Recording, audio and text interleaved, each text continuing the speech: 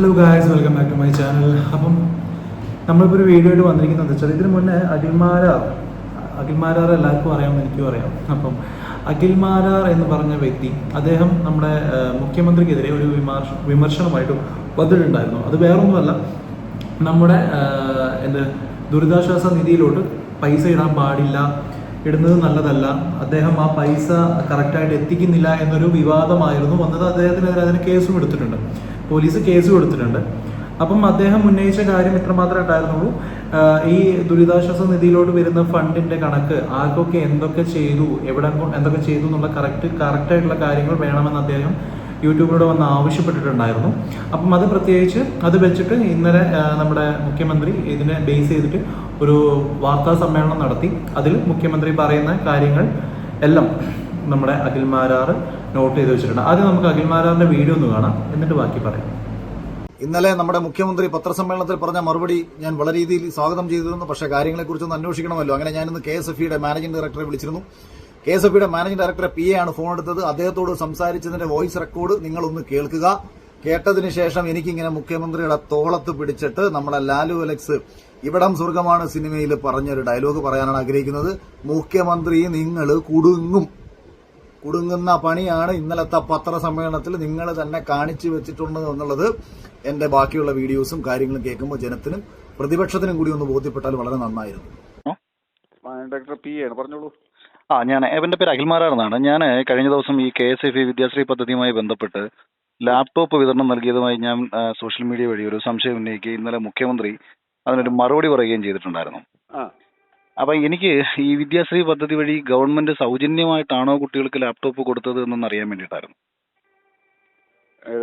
വിദ്യാശ്രീ പദ്ധതി വഴി ചിട്ടിയല്ലേ കൊടുത്തത് ആക്ച്വലി? അതായത്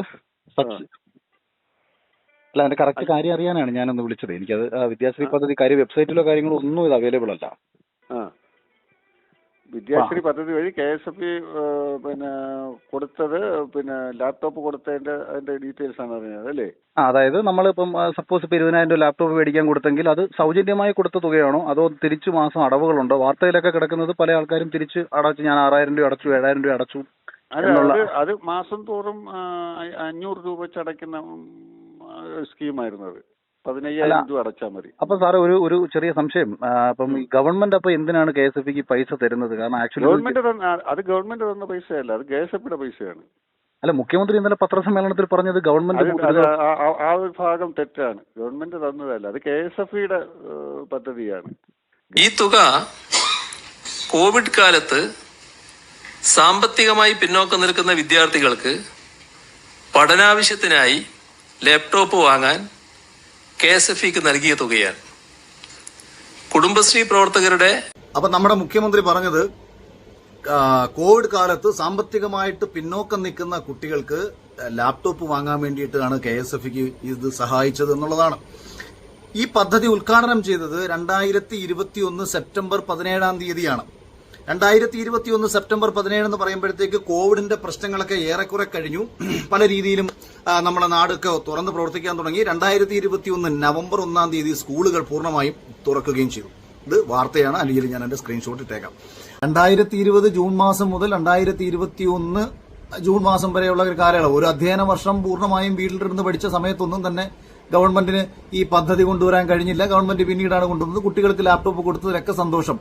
പക്ഷെ KSFE-ക്ക് ഇതിനുള്ള ശേഷിയില്ല എന്നൊക്കെ ഗവൺമെന്റ് എവിടുന്നാ തീരുമാനിച്ചത്? KSFE ഇത് ലോൺ കൊടുക്കുകയല്ലേ ചെയ്തത്? സൗജന്യമായിട്ട് കൊടുക്കുകയാണോ മുഖ്യമന്ത്രി ചെയ്തത്? അപ്പോ ഈ സഹായം എന്ന് പറയുന്നത് എന്തടിസ്ഥാനത്തിലാണ്? ഈ 47,000 കുട്ടികളെ ഗവൺമെന്റ് സഹായിച്ചു എന്ന് പറയുന്നത് എന്ത് ലോജിക്കിന്റെ അടിസ്ഥാനത്തിലാണെന്നുള്ളത് മുഖ്യമന്ത്രിയുടെ കണക്കിന്റെയും കൂടെ അടിസ്ഥാനത്തിൽ ബാക്കി ഞാൻ പറയാം. പദ്ധതിയും സംയോജിപ്പിച്ച് സർക്കാർ 81,43,00,000 രൂപ KSFE-ക്ക് നൽകി. ഇതുവഴി ആകെ 47,673 വിദ്യാർത്ഥികൾക്ക് ലാപ്ടോപ്പുകൾ ആ ഘട്ടത്തിൽ നൽകാനുമായി. ഇതാണ് വസ്തുത. ഇനി അടുത്തത് മുഖ്യമന്ത്രി പറയുന്നത് 47,673 കുട്ടികൾക്ക് ലാപ്ടോപ്പ് വാങ്ങാൻ വേണ്ടിയാണ് മുഖ്യമന്ത്രി നമ്മുടെ ദുരിതാശ്വാസ നിധിയിൽ നിന്ന് 81.43 കോടി രൂപ കൊടുത്തത് എന്ന് ഇവർ പറയുന്നു. അതായത് 47,000 കുട്ടികൾക്ക് 81 കോടി രൂപ വീതിച്ചു കൊടുത്തിട്ടുണ്ട് എന്നുണ്ടെന്നുണ്ടെങ്കിൽ 17,000 രൂപ ഒരു ലാപ്ടോപ്പിന് ചെലവാകുമെന്നർത്ഥം. ഇവിടെയാണ് മുഖ്യമന്ത്രിയെ ഒപ്പമുള്ളവർ ചതിച്ചു എന്ന് ഞാൻ പറഞ്ഞത്. ഇവർ ഇതങ്ങ് ഡയറക്റ്റ് കണക്ക് കൂട്ടി. അതായത് 47,693 കുട്ടികളാണ് ഇതിന്റെ ഉപഭോക്താക്കളെങ്കിൽ ഇൻഡു 17,000 ഒരു ലാപ്ടോപ്പിന് KSFE കൊടുത്ത തുക. നിങ്ങൾ വിചാരിക്കും KSFE ഇത് സൗജന്യമായിട്ട് കൊടുത്തതാണെന്ന്. പ്രിയപ്പെട്ടവരെ, ഇത് സൗജന്യമായിട്ട് കൊടുത്തതല്ല. ഈ തുക KSFEയിലേക്ക് തിരിച്ചടവാണ്. ഇത് കേരളത്തിലുള്ള പ്രിയപ്പെട്ട ജനങ്ങളൊക്കെ തന്നെ ഞാൻ ഈ പറയുന്നത് കേൾക്കുന്നുണ്ടെങ്കിൽ ഈ പദ്ധതിയുമായി ബന്ധപ്പെട്ട് ഇതാണ് എക്സാക്ട് സംഭവം. ഇതുകൊണ്ടാണ് അദ്ദേഹം കഴിഞ്ഞ ആ ഒരു വീഡിയോയിൽ വന്നിട്ട് വിമർശിച്ചത്. മുഖ്യമന്ത്രിയുടെ ദുരിതാശ്വാസ നിധിയിലോട്ട് പൈസ ഇടരുത് എന്ന് പറഞ്ഞിട്ട് ഒരു വിമർശനം ഇദ്ദേഹം മുഖ്യമന്ത്രിക്കെതിരെ പറഞ്ഞിട്ടുണ്ടായിരുന്നു. ഇദ്ദേഹത്തിനെതിരെ കേസും ഇപ്പം നിലവിലുണ്ട്.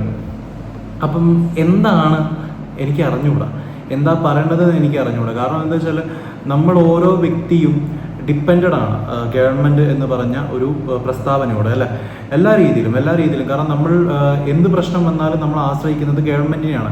അല്ലെങ്കിൽ ഒരു ദുരന്തമായിക്കോട്ടെ, അല്ലെങ്കിൽ എന്തുമായിക്കോട്ടെ, നമുക്കൊരു സാധാരണക്കാരനൊരു പ്രശ്നം വരുമ്പോൾ നമ്മൾ സുരക്ഷിതരാണ് എന്ന് വിശ്വസിക്കുന്ന കൈകൾ എന്ന് പറയുന്നത് നമ്മുടെ ഗവൺമെന്റാണ്.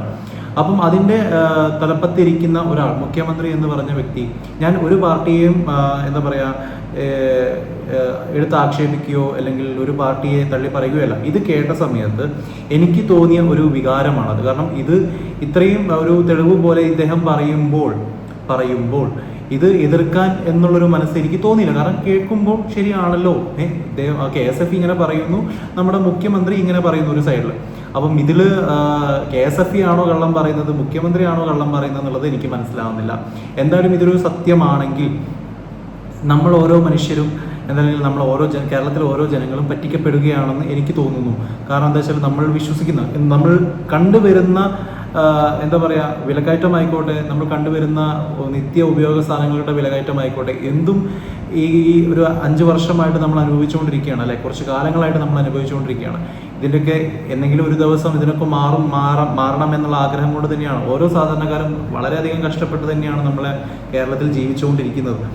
അപ്പം ഇദ്ദേഹം പറഞ്ഞ കാര്യത്തിനോട് യോജിക്കാൻ പറ്റുന്നവരുണ്ടെങ്കിൽ ഒന്ന് കമൻറ്റ് ചെയ്യാം. എന്തായാലും അടുത്ത വീഡിയോയിൽ കാണുന്നവരെ ഒരുപാട് നന്ദി. എല്ലാവരും സപ്പോർട്ട് ചെയ്യുക, സബ്സ്ക്രൈബ് ചെയ്യുക. ഇതുവരെ ഞാൻ അങ്ങനെ പറഞ്ഞിട്ടുണ്ടായിരുന്നില്ല, പക്ഷെ എന്നാലും ഒന്ന് സപ്പോർട്ട് ചെയ്യാം. Thank you.